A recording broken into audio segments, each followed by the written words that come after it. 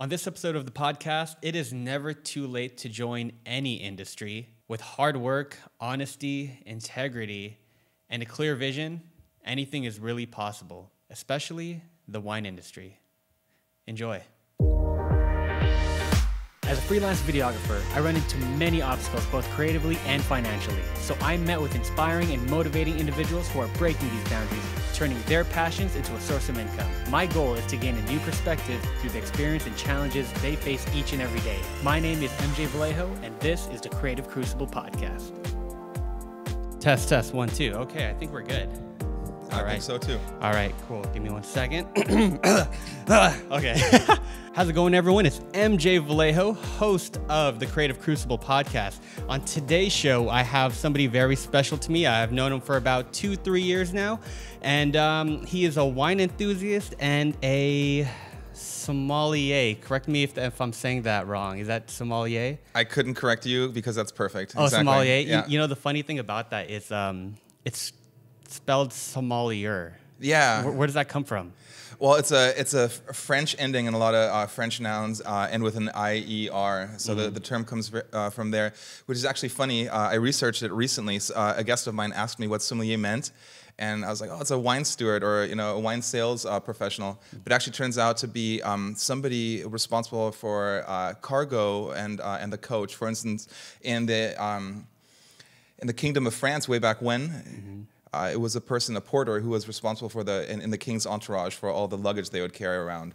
So basically, just somebody who accommodates somebody by carrying around stuff, which is kind of essentially what I really do in a professional capacity. So the French are the first people to do wine. They are not the first ones to do wine, but they're the first ones to do it damn near perfectly in a modern context. However, the wine has always pretty much been around. It's one of the most complex fruits and usually naturally has indigenous yeast on the outside, on the skins.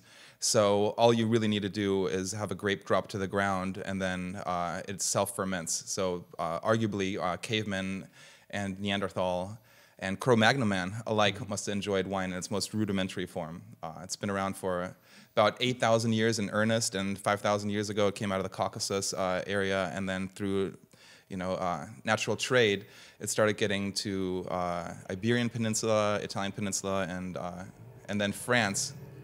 I could talk about this a while longer, but what's really interesting is that it was the monks and the church that propagated the grapevine and found the perfect soils, and that is something where with the Catholic Church in France, this is something that naturally had to happen, of course. It seems like you know a lot about wine, so I kind of want to take a time step back and kind of understand, like, how long have you been into wine? It's a good question. It's hard to date these things. I mean, seriously, it was in 2012 when I started working in fine dining for the first time.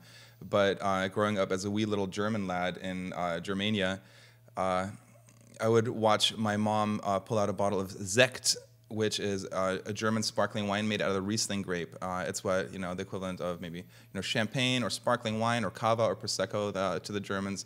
So I always knew that it was a special thing when she bust out the Sekt, or a new Riesling was around. I always loved tasting the foam off my dad's beer stein every single day. He had a stein or two of beer. But I worked at a very good restaurant called Alexander Steakhouse. They had a Michelin star for a while here in the Bay Area. And we were all wearing suits, and I had been in the food industry before. However, I first got into wine thanks to them and the expertise they had, and the passion was a little bit contagious. Yeah, and it seems that so roughly about seven or 8 years, you've kind of like been into wine, and I feel like in the industry, or any industry for that matter, like for me, like as you know, I'm a videographer, but you'll see the most people who are really deep into the industry, or even successful. It's because either they've been doing it since they were very, very young, or they've been maybe even born into it. I know we've met a few people in the past where like they've been, grow up in Napa or even Sonoma, and it's just kind of like it's all they know. It's been their life. So I mean, what do you think? I mean, joining the wine industry a little bit later in life, like what are some like ways do you feel like you can succeed and maybe even like almost compete with these guys? It's such a great question. I would agree with you. A lot of people either fall into it, and a lot of times it's where preparedness and opportunity align, or like you said, it has always surrounded you. But coming in so very late in the game, it's interesting. There's got to be some benefits, and there's also got to be some cons. For instance, the wine world, such as many different consumer topics, are subject to trends and people's whims and fancies. And I am lucky to have gotten into it right now, in the here and now, capturing the zeitgeist of the people and the consumer and the industry. And I got to watch it grow from my era, my epoch, right? Whereas the wine world has changed a whole lot since the masters right now came about in the 70s and 80s. Everything's different. If you told somebody in 1976 that America is the #1 consuming wine country on the planet, they would have laughed. Mm-hmm. For me, I just take that for granted. And then the same era, just using the 70s, for instance, nobody even dreamt of Napa really being what it is now. And now California is such an important region for film production for you, mm-hmm. and also for wine for me. There's a lot of benefits, and I'm very happy to come in so late, because I know by now that I can have fun and goof off and do what I do. Yeah, you mentioned back in the 70s, if you mentioned anything regarding Napa, like being like a large distributor of wine or even producers of wine, I mean, I'll look at my phone going off. No, that's professional. Thank you, telemarketers. Yeah, yeah, whoever it is, I'll just put them on speaker. I see what they got to say. See the link below. Yeah. So yeah, like you said, if you told somebody in the 70s that Napa was going to be like one of the largest producers of wine in the world, like have they not been like the largest? Like, because I mean, every time you hear of Napa, everyone's just like, oh, wine. Mm-hmm. Like I never hear about people saying like, oh man, Italian wine that's just where it's at, man. Mm-hmm. So what's up with that? What happened in the 70s? So in the 70s, actually, what happened precisely was wine growing in earnest and quality wine production has been around Napa since the late 1800s, actually. So around 1880s, some of the very famous wine estates that still reside there to this day started operating and got a little bit of renown. There was an influx of money. San Francisco was booming. The gold rush was maybe just 3 decades or so before that. What happened in the 70s is a very famous story that had a big part. There was a British wine merchant who wanted to plug his French wine wares a little bit better and wanted to create a little bit of a buzz and more notoriety around them. So he thought, this is up-and-coming American wine region, Napa. Let's have the Judgment of Paris in the mid-70s. And he would line up all the best California wineries against French wineries. And they had... it pretty much swayed so that the outcome would favor the French. They had French critics and reviewers and tasters, and wouldn't you know it, Napa just wiped the floor with them. It's what happened, sorry. It's literally what happened. So people started taking notice, and all of a sudden, with the advent of, the Industrial Revolution, from the century before, all of a sudden, international wine grapes can be propagated anywhere between the 30th and the 50th parallel on the northern hemisphere or the southern hemisphere. All of a sudden, other places thought, hey, if California can do this so well, let's go to New Zealand and Australia and Chile and Argentina, and that's exactly what happened. We live in the golden era of wine right now. Like I said, it's been around for literally thousands of years, and really good wine's been around for hundreds of years. Mm-hmm. But right now, there's this... the sense of an international community, and with the internet, you can price check and compare and read reviews. It's become mm-hmm. very, very competitive, and the quality is unparalleled when compared in a historical context.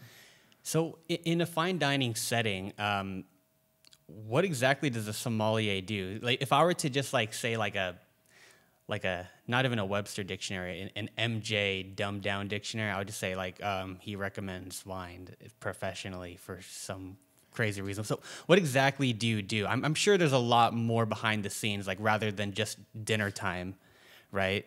So what exactly does a sommelier do? I appreciate that question. There's, as you can imagine, there's a whole lot more that goes on behind the scene. I think a really good definition is actually, it doesn't sound very flattering, but it is a sales vehicle for an establishment such as a restaurant or a wine distributor or what have you not.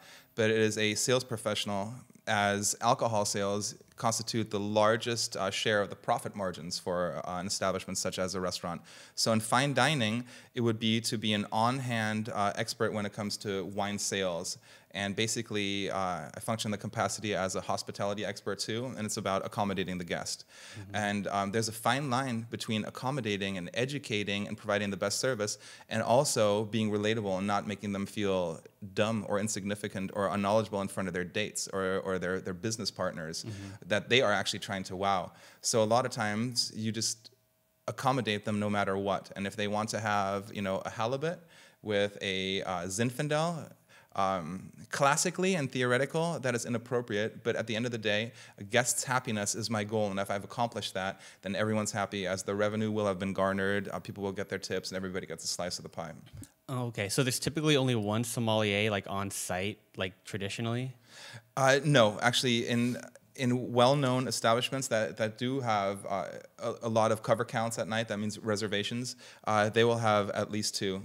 For instance, at a restaurant at the Marriott where we both met, there's only one, but I don't only perform in the function of a sommelier, because even though there's a wine list of about 4,000 bottles, it's not the kind of restaurant that needs a sommelier to walk around in a suit and just function in that one capacity.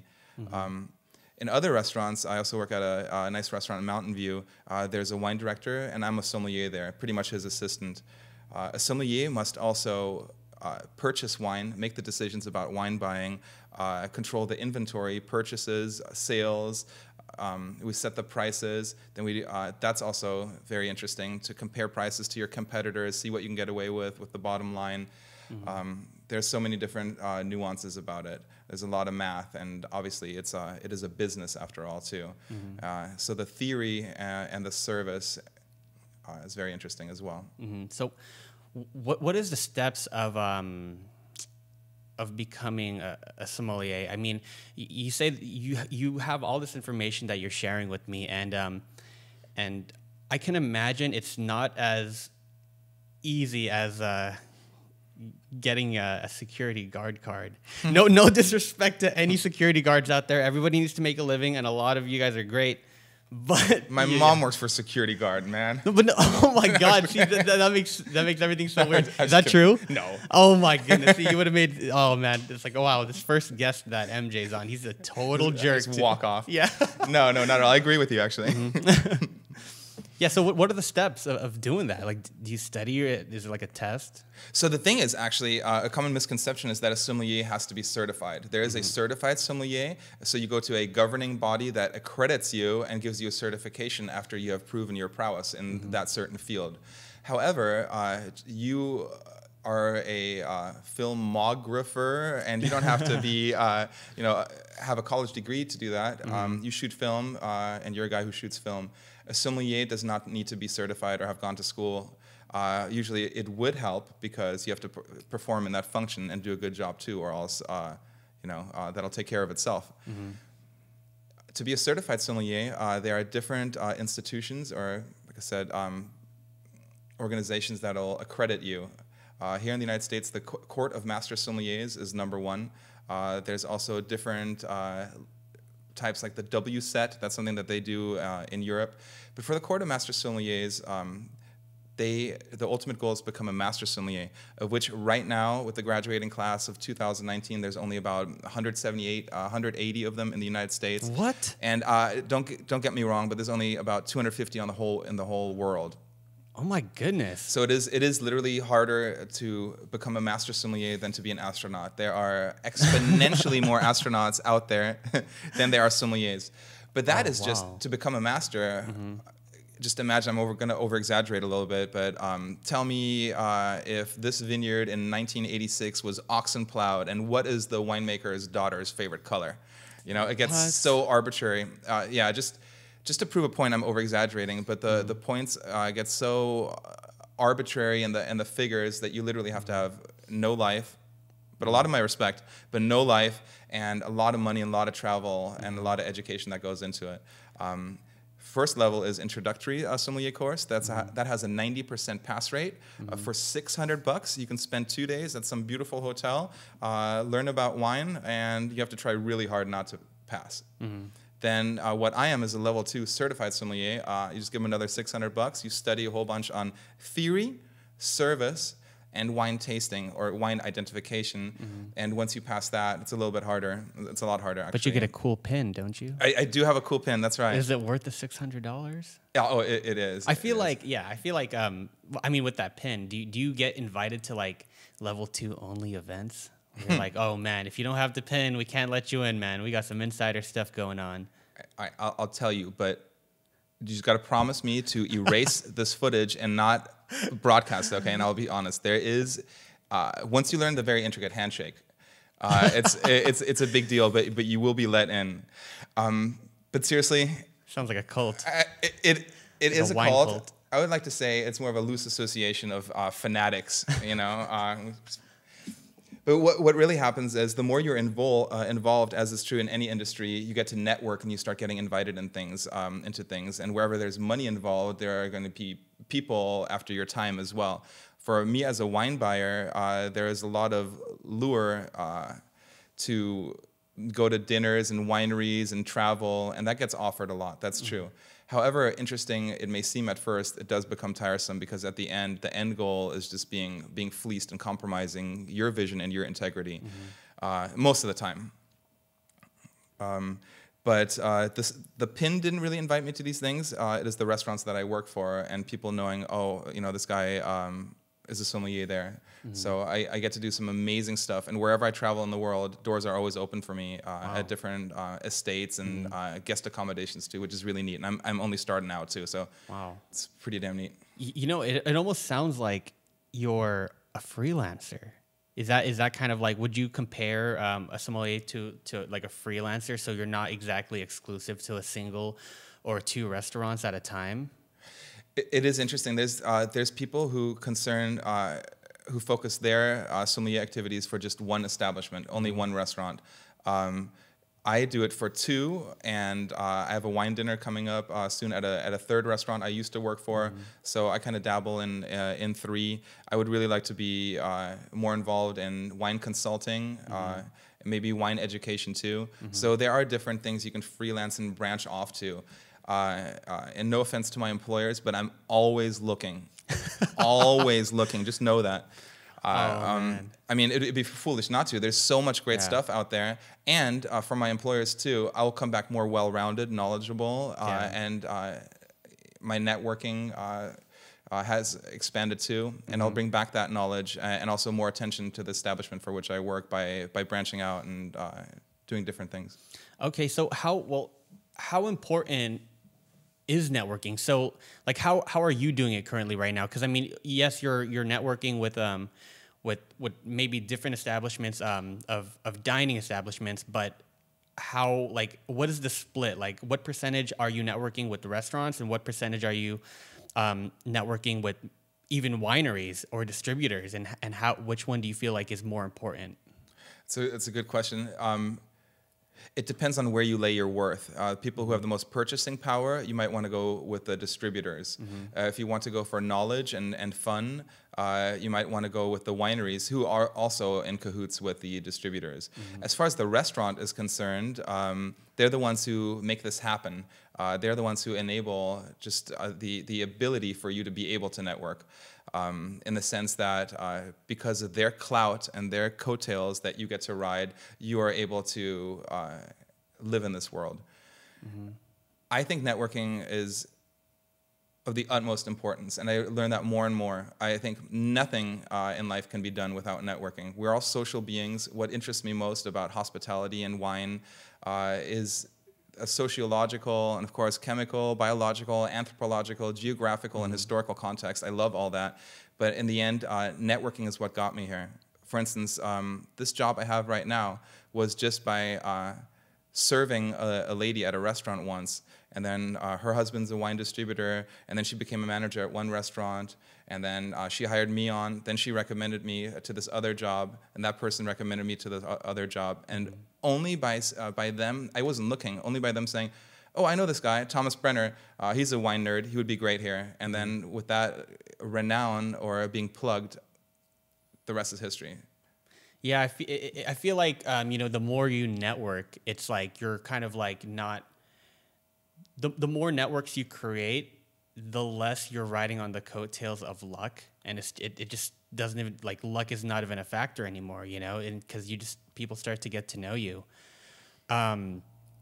So how exactly, maybe let's dive deeper into networking, and I want to talk more specifically about like the wineries, where it's kind of how do you network or reach out to them without trying to sound too salesy or sounding too much like, hey, I want something from you. There are always intermediaries, and only the most self-sufficient and independent wineries will bottle an estate and have their own salespeople. That's really who I work with. When I deal with a winery direct, it'll be usually I'm the one that is approached and I don't reach out to them. Sometimes if I'm seeking a certain wine, I will ask my beverage controller, or I will look out on their website, who's your distributor, or maybe I'll send them an email and I'll ask, can I tour your facilities? I'm interested in bringing on your product. This is how I was able to go to some wonderful breweries, distilleries, and wineries all over the world by reaching out to them saying, hey, I'm going to be in your area. I represent this person. Can I come check out your facilities? And I get treated very well. But most of the time it's distributors that come in. They tout their wares, their portfolios, representing many different wineries, and then they're the ones who facilitate any need that I want, generally with sourcing and also visiting wineries. Oh, okay. So like in the wine industry, are there, I don't know if you're familiar with the term influencers? Yeah. Are you? Okay. I'm not that I'm calling you old or anything, but some people don't understand the term influencers, but basically people who could change, who can really sway the market just by the say of their words or the things they post on social media. Are there any kind of wine influencers in your industry that you kind of look up to, and that you maybe like if you had one wish, you would trade places with them? Yes. As a matter of fact, It is the thing that keeps me most jealous and really propagates my FOMO is Instagram. There's a guy, Hans Chung, I think his handle is Hans C008. He's a god in the industry, and he's just some private guy who has the most amazing collection, and all this guy does is just pop the most badass bottles. It's like, okay, what's this guy doing? Okay, cool, we got Cupcake Chardonnay, and then it's like, whoa, 1961 more go. And the guy's not a dick about it either. He's totally cool. He's relatable. He goes, he has his photos of the wines, and he talks about how long he's had it, and how he cellared it, and how long he let it open, whether or not he decanted it, and what the flavor profiles are, and how this guy's so knowledgeable, how it compared to the 62, or how it compares from the Chateau just across the street from the same vintage. That guy's amazing. He has a killer following, and he is a wine god. And what's really interesting, over the past 3 years, I watched him blow up. He speaks German too, and it's just really interesting. So yeah, they're out there. There's a lot of influencers, and with just a flick of a switch or a snap of the fingers, they plug a product. And so has any of his social media post swayed your opinion on things, like where it's kind of like, oh well, if this guy says it's good, maybe I should give it a shot? No, because he's so darn good that it is agreed in the general industry that everything he touches is already so legit, you don't need to second guess it. So his expertise is plugging products that are already well known for literally hundreds of years, chateaus that are established, and it's kind of like, I get to drink this dope shit all the time. Check this out. What I like are other people who drink crappy wine or obscure wine grapes or wines from obscure wine growing regions that are usually, they don't see the export market here so often. That's what I find fascinating. And then I go, oh, I want to try this. And there's actually a couple of times where, actually many times, where all wine people are pretty snooty and pretentious. we all are, and we're very critical and judgmental. And there's a lot of times where I go like, and then I see that this guy liked it, and this guy delves deeper into it, and I see the history. I'm like, man, this place is actually really legit. I'm a dick, you know. So yeah, it influences me.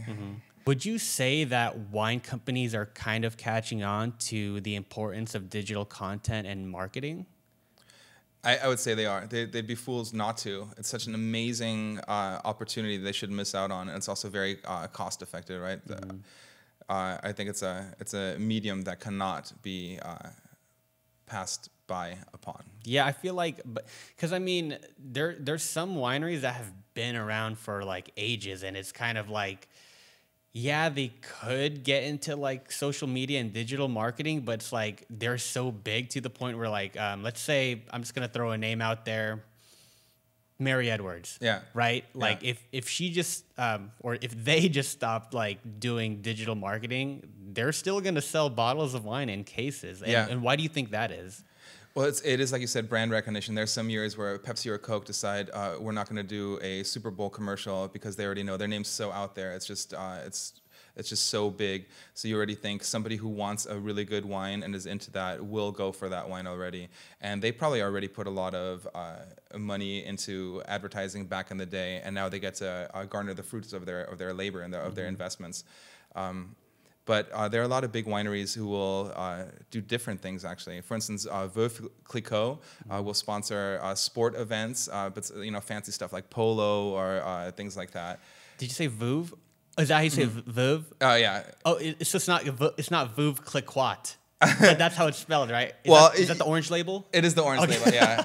Well, I might be saying it wrong too with an American twist, but it's the widow Clicquot. So it's probably Veuve Clicquot, something like that. Okay. But yeah, they'll put on they show on Instagram all the time. They have the Veuve Clicquot yacht on the San Francisco Bay, and we'll invite certain wine buyers up there, and we'll do like really cool stuff like that. There's a lot of ways to do branding. For instance, Folktail Winery gave me this really wonderful fitting burgundy shirt. Where are they from? They're from the Santa Lucia Highlands area near Monterey. Oh, you like going to that Monterey area? Huh? I do like the Monterey area. Yeah. I love it. I just put on my my Ghost Town Brewing hoodie and my Han Winery baseball hat. And I'm set. Ghost Town, they're from Oakland. Yes? That's right. You know, we have met the guys from Ghost Town Brewery, and those guys are just so cool. They're very cool. They have they had one beer that was like a play on words of saying, what was it? Was it like Hail Satan? Oh yeah. What was that? I forgot. They have so many funny ones. The one we have on draft currently is the Inhume IPA, which is the opposite of to exhume a body, but to put a body back into the ground is to inhume. So yeah, they have so many ones. I don't want to say the wrong thing, but there was a pun like that, and they're all kind of like rockabilly kind of. It was a saison. Hail Saison. Hail Saison. Yes, Yeah. You're Hail right. Saison. That's exactly.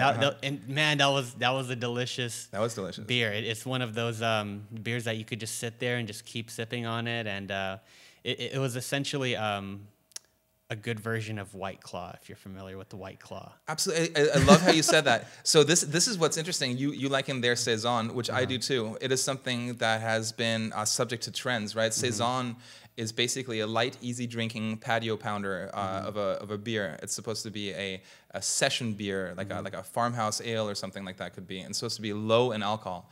But then saisons, which is French for season, it's supposed to be a seasonally appropriate thing, like for summer, nice and light. Nowadays, it can connotate any style. So I like that they were true to the saison approach of just exactly like you said, easy drinking like White Claw, which I will plug. Anything that I think is a good concept. Like I like Cupcake Chardonnay because their Sauvignon Blanc is from New Zealand. Their Pinot Grigio is from Northeast Italy. Their Chardonnays are from Monterey. So everybody makes fun of Cupcake, but they're pretty cool. Same thing with White Claw. That stuff is super easy drinking and very delicious, and I like it. Yeah, I'm gonna shamelessly admit that I had a White Claw last night. It was the red ruby grapefruit. I saw your shopping basket, your shopping cart actually. Yeah, I did a little bit of damage at Safeway last night, and I basically got like one of the last cases of White Claw, and look. I'm part of the South Bay Beer Hounds Facebook group. So, and that group. Oh my gosh! If some of you guys are watching this on that Beer Hounds group, I'm sorry, but yes, I do enjoy White Claw because it's 100 calories. You could slam like 3 or 4 in a night, and you won't be hungover. It's great. So. I agree. Yeah, it's pretty good. And look how you just said, I was able to get one of the last ones. There's actually a production shortage, which may or may not be just like what they do in the diamond industry, provide for false scarcity, Yeah. But it is a great product, and I like the SJ Beer Hounds too. And it's not an original idea. It's spiked hard seltzer, and there's other companies that have been doing this for years. But the one reason I think that White Claw has blown up so much is because they found the value in influencer marketing. They found like a bunch of like cool people in their early 20s that are somehow able to afford traveling the world and jumping off cliffs in waterfalls, and they're just drinking White Claw. And that's just how they blow up. So it almost seemed like it's a young, hip, travel-y drink. That's right. It's the image, and it's a really good product, and it's not a ripoff either. And I do agree with you. It seems clean. Maybe 10 years from now we'll find out about White Claw putting antifreeze in their stuff, and we're gonna be just laughing about this interview. Oh man, I'm sure that's not the case when you and I are sponsored by White Claw, because if White Claw please sponsor us, we will. I promise I'll drink. I should have had a White Claw pyramid right here back there. Make it like a JVC or QVC. Yeah, like a QVC episode. Well, I would definitely be true to you guys and plug you guys. I am for sale, and yeah. So what would you say for anybody who is interested in becoming a sommelier? Because I feel like as the years go on, you start to see more and more younger wine enthusiasts, because before it used to be like, oh my gosh, this Beethoven-looking guy, this guy loves wine, right? But you see a lot of younger guys like yourself. You see what I did there? Starting to get into wine. So like, what would you say? Because I feel like one mental barrier that they would have is kind of like, oh, well, you know what? Like, I'm not, a lot of these people, like, for example, like those two amazing girls that we met at Guglielmo, they were kind of like born into the wine industry, but somebody who has no family members or knows anybody in the wine industry is maybe starting later in life. And what would you recommend for them? That's right. We cannot all be the Guglielmo sisters of Morgan Hill, California, doing an amazing job right here in the beautiful Santa Clara Valley. But the best time is now. Like I said, it's the golden age. Back in the day, it was male-dominated, and it was a bunch of old geezers. Nowadays, there's more and more professional women and young people as well. And millennials also provide for the biggest purchasing power in this industry as well right now. What they need to do is just, as is true in any industry, really follow their heart and their passion.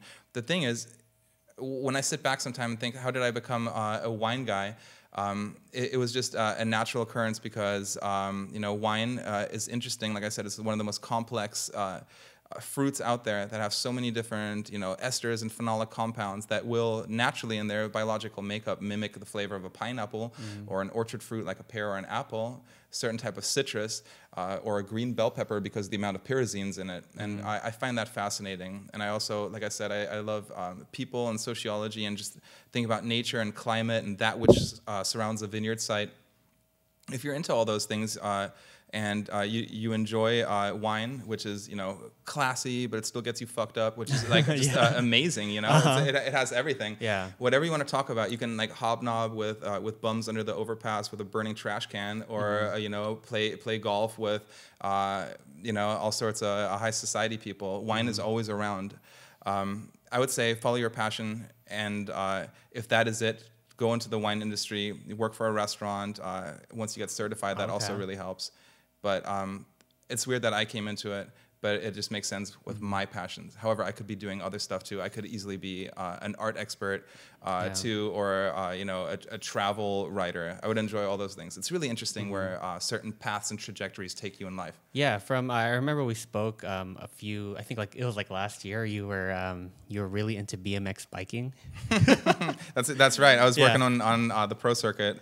I never made it there, but still working on it. Oh my goodness! See, like that's crazy, right? You start off as a BMXer, if that's even, I don't even know if that's what you call it, but and then you get into wine like a little bit later in life, and really look where it got you. I feel like the reason why you are where you are now is not because you're like super competitive, but because you came from a place of honesty and a clear vision, really, and you were just really kind to everybody you met in the industry. I think that's one thing in any industry. It doesn't even matter where it's like if you act way too competitive and you try to rival your idols, you just look ugly. Don't you think? Right? It's just like why are you acting like that? It's very well said. It is, and this is something you don't get to a good place financially, professionally, or even financially with a bad attitude. And this takes years of falling down and getting up. And every success has probably come from many problems along the line to triumph. And I'm not even there either. And the day I stop learning is the day I'm dead. Every day I want to get better. I am very competitive in the sense with myself. I don't want to be stumped ever about a product I'm representing, which is, for me, any region, any type of wine, any style of wine from all over the world, I have to be pretty good at. And I try to be very knowledgeable. But it's always treating people with an inherent respect and treating them the way you'd like to be treated and following your own sense of integrity and your ethics and your moral compass. And once you do that, this is also to my detriment because I'm a goofball and I laugh a lot, and people think I'm the class clown, which I am, and don't take me seriously. But I cannot compromise that. And then the integrity thing is always being attacked too. You will always in a business have your higher ups, and they're telling you what to do, and shit's just constantly rolling downhill. And you don't want to compromise your vision either. But in the end, you're just a cog in the wheel. So it's how to assimilate best and still promote your best self-interests and your vision. That's when everything has been mastered. And I'm nowhere near that, but that is my vision. Wow. So even like if you are working in a restaurant, you're still at the same time forming your brand and your reputation in the wine industry. Exactly, yeah. Wow. Every single day. It could be that one person that you meet that goes, okay, it could be this one person that you meet that changes it in so many different ways. I could take this subject down so many different avenues, right? Yeah. But every single one person that you meet and you touch is a perfect networking opportunity that you cannot pass on. And yeah. Wow. Cool. Yeah. It looks like we're kind of nearing the end of our time here. So maybe some final words for, let's say that restaurant busser who's cleaning tables and he's wishing he could trade shoes with the sommelier in the restaurant. That's so well said. So I used to idolize my sommeliers, and I was a food runner at Alexander's Steakhouse. You were a food runner? Well, wow. Actually, okay. I started as a server. Actually, it was that restaurant assumed Trader Vic's, and I was a food runner and server there too. But there were times I worked as I was a dishwasher before. I was a food runner. I was a busser. I was a server. I was a captain. I was a sommelier, and I did all that with the natural progression. But I would be envious of servers when I was at a lower tier. And then when I was a server or captain, I'd be envious of the sommeliers because they just get to have fun and just drink wine and just get drunk, But what I always think about is people in fast food or people who work so much harder than I do and earn so much less, is that the limitation is just really the ones that you place upon yourself. And it really does not take that much, just a sense of dedication, resolve, and also putting it into practice, right? So I would say to that person, talk to the sommelier if that's what you want to do, get a little bit of knowledge, and keep working on your integrity, because if people want to be around you, the rest will follow. Wow. That's really awesome. Just, let it be known like what your goals are, Yeah, exactly. People won't help you out unless you know you want something. Right? Exactly. Okay. And also be that person that people want to help and promote. Right? If you're the exact opposite, you will get the exact opposite. You get what you give. Wow. Yeah. Well, thank you so much for that, Thomas. You know, it was really such a pleasure having you on my show. So thank you so much for your time, man. That was really fun. Thank you. The feeling's mutual. It's so much fun to talk about this, especially with somebody, a peer in my industry and somebody I look up to as well. And I see all this coming to fruition with you as well. So it's just really inspirational getting to work with you and collaborate again. So thank you for having me, man. Thanks, man. Cool.